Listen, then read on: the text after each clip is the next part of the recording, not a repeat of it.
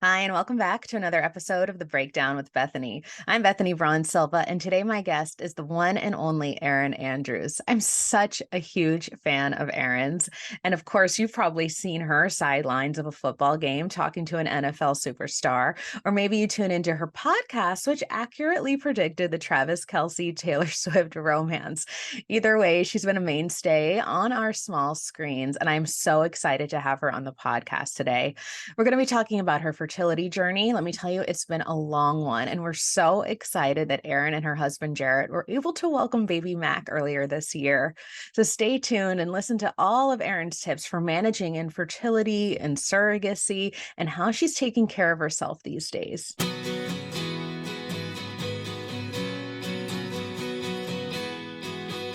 All right, Erin, it's lovely to talk to you. Nice to talk to you. How are you? I'm doing well. Are you in the Where showroom?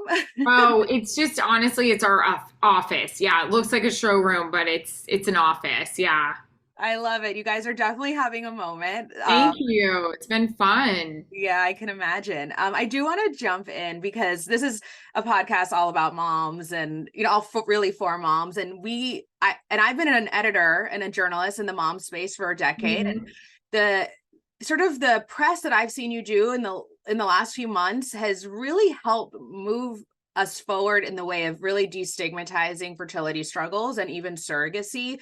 And I want to know, I have a feeling it was intentional, but I just love to hear from you about, your journey and just being so open about it. Yeah, I think it just came down to being sick and tired of doing it for 9 years and getting bad results, not the results we wanted. And, I was just saying to somebody, opening up social media every morning and seeing so and so is on baby number 3. And you're like, what? Why is this so hard for me? I just felt like people weren't being honest with how much the journey really sucks when you're not getting good news and how crappy you feel and your body's, full of these hormones and it drains your bank account. And I just felt like it was time to just be honest about it and tell women that they weren't alone. And what would you say to a woman who's maybe kind of like looking down the road or about to start year 8 or year 9? I know you were 10 years in with your fertility journey, but and that is quite long when you consider like the spectrum, right? Yeah.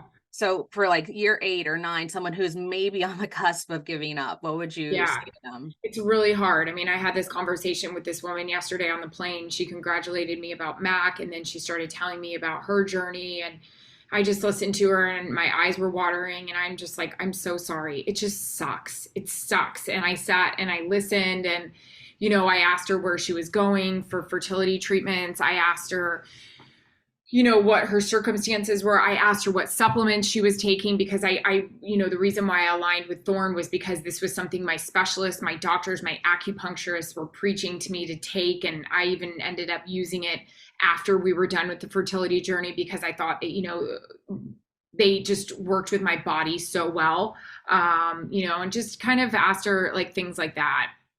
Yeah, and I think it's hard to it's easy to forget like all the sort of things that come into play when you're dealing with fertility struggles and even after welcoming the baby. I mean, Yeah, self-care is a huge totally. component. So how does your self-care look these days and what are you using to kind of supplement? So my self-care is really all about my health because I am on the road 3 to 4 times a day or 3 to 4 times 3 to 4 days out of the week. Sorry. And I don't get a lot of sleep. So I just got back from being gone 4 days because we had the Philly Dallas game. So I'm on planes for, 12 hours out of the week. I'm in a hotel. I'm in crowded restaurants. I'm in airports. So I really, really have to try to stay healthy because when I'm home, I'm on with him. And when I'm on the road, I'm on TV and I've got to be, on it for our games. So that's why, again, I did 9 to 10 years of using Thorne, and that's why I brought them over into my life after fertility, this fertility journey, because I need to get the vitamins. I need to pump this vitamin C in me. I still take my prenatals because it's got all the great stuff in it that I'll use even now. I'm still on my omegas for, anti-inflammation and brain health and heart health and magnesium, which is huge and having a moment right now as well. They have sleep powders that I use to try to help me sleep on the road. I use my collagen in the morning to try to help hair, nails, and skin. And, I take my greens as well. So that's a really, really big part of my August to February during football season is that I've got to be healthy. I've got to be on. I've got to feel good. Thorne is a huge reason why working out super big for me. If it's either 30 minutes or I have 45 minutes. I have to make it part of my day. Really more so for the mental aspect of it than the physical. I just feel like a better person when it happens. So those are my two biggest things. Yeah. And I'm curious also because going back to work is hard. I mean, maternity leave is so short, even if you love what you do. I love what I do, but it's hard. So what is that mental health look like for you right now? Like, how are you caring for yourself? I know you said working out, but Yeah. those times when you are away from baby Mac, I know that can be stressful. So what Mhm. are you doing to take care of that mental side? Honestly, I'm being open with my husband about how I'm feeling. I'm being open with my girlfriends about how guilty I'm feeling about missing him and missing the milestones. He was picking up a teething ring the other day, and I was like, when did he start holding it by himself? He reached for me the other day when I said goodbye. That wrecked me. So I talked to my girlfriends. I talked to my coworkers on the road who are all men, and they're like, listen, you're doing what so many moms do, and you're working and you're providing, and he's going to have a better life because of it. Go easy on yourself. But I think if I kept this all built inside, it wouldn't be great for anyone. So I'm just being open and honest about how I feel, and I tell everyone I feel really bad. I feel really guilty. Take a number, right? Like we're all the Yeah. working mom. It's sort of this unfortunate unifying thing, but also there is such a great way that we can all kind of commiserate in our guilt. Yeah, but exactly. Exactly. but also you said on the Today Show recently that you just love staring at Mac, right? And you're kind of Hmm. almost in a way you're making up for lost time. And I know Yeah. you're over like 4 months in right now, which is definitely I would call like the thick of it. Yeah. Do you still feel like that? Did I stare at him? Or that you're kind of making up for lost time? Like I Yeah, yeah. I mean, I definitely, obviously, not carrying him and so forth. I felt like, do I really know my baby? I kind of am playing the role of the dad, where the dad, doesn't carry the baby, but is living vicariously through the mom. So, yeah, I mean, I still feel like right now when I'm on the road, people at the Eagles Dallas game are like, how's Mac? I'm like, I have no idea. I'm here. Like, I think he's great. He seems really cute. No, I'm really hard on myself and a lot of self-deprecating, but he's a really good-looking baby, so I like staring at him. Last night I was looking at him as we were doing bath time, and I was just trying to make him smile. I'm like, your eyelashes are phenomenal, and that's really annoying. My I husband's like, he's 4 months old, and I'm like, his eyelashes are great. That's a boy thing. I have two Yeah. boys and their Oh, eyelashes are just like, I'm like, yeah. how It's dare very good. Yeah. No, he's a but cute kid. I also, if it's okay, I've heard you talk about, sort of like the emotional toll of like you and your husband are incredibly high achievers. You're very good at what you do, Yeah. separately. And then, having to go through the kind of struggles you went to conceive, to bring Mac, into this world. It can be, there's sort of like this other side of like the detriment, right? That it can take. And would you mind talking a little bit about that? Because I know a lot of moms, we talk about guilt, right? Like we turn self-deprecation, Yeah. there's a lot of self-blame that goes into all aspects of motherhood. Yeah. No, I was really hard on myself, for just not having success, right? You were able to have success in your life. My husband won at the highest level. I have, a great job and in a very competitive industry, yet I could not get pregnant. I couldn't carry a baby, and it was just not an easy road, and it's hard. I don't think it matters what you do for a living when you're continuously getting that call from the fertility clinic or your doctor that's like, yeah, it just didn't work. Let's try this round, or let's do this. It's hard not to blame yourself. And that's also one of the reasons why I was very open about it, because I was just like, it's so hard on your body, but it's so hard on your brain and your heart. It just weighs on you. And your friends and your family go along on the journey with you, and not only when you get the bad news, you have to call them and be like, it didn't work, but I'll come to your house and play with your kid. Like it's just hard. The whole thing is just very difficult. Yeah. And I also think a lot of women look to you sort of aspirationally as, as like a sort of a pillar of success, with us being a mom and, sort of living the dream, right? I mean, that's what it sort of Trying. trying, right? No, I know not everything is what it appears, but Yeah.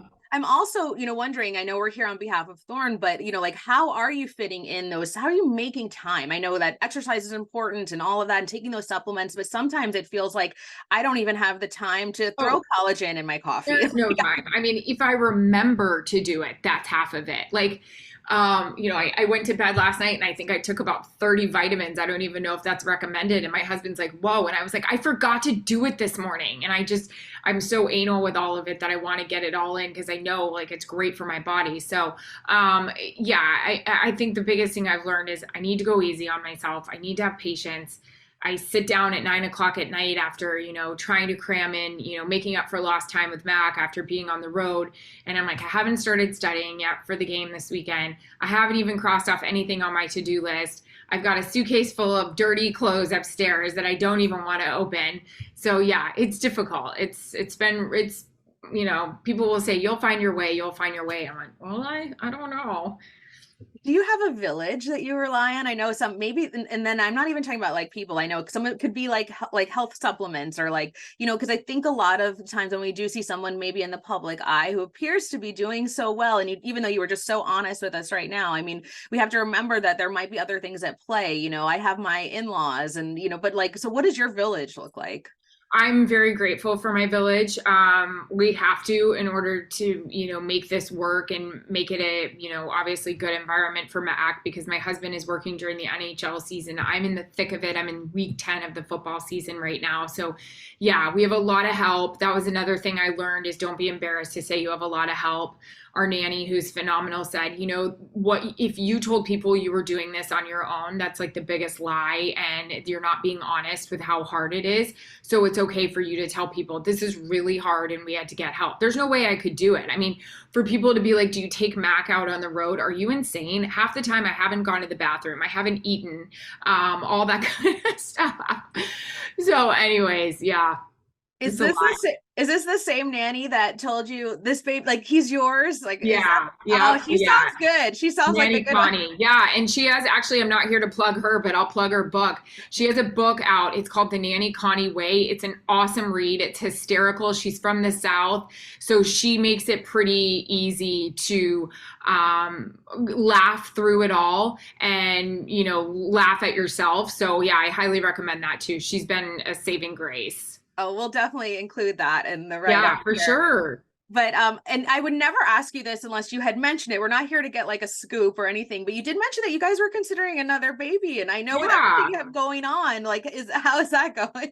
Well, I wouldn't think it's not going to be now because Right. it's just obviously crazy. But yeah, I mean, I'm very tight with my sister and my family. I can't imagine not trying again, which is why I'm still pumping my thorn in me and taking as many supplements as I did when I was on this fertility journey. I've got to stay healthy. I've got to, I think the biggest thing, and that's, I was just lecturing my cute little 30-year-old makeup artist down there because she wants to start freezing her eggs. I'm like, are you taking your supplements? No. And I said, you've got to get this in your body before you start the fertility journey. It's all about, like your makeup and all that kind of stuff. So, man, I've been doing these things forever. So hopefully my makeup's pretty good for when we're ready to have a second.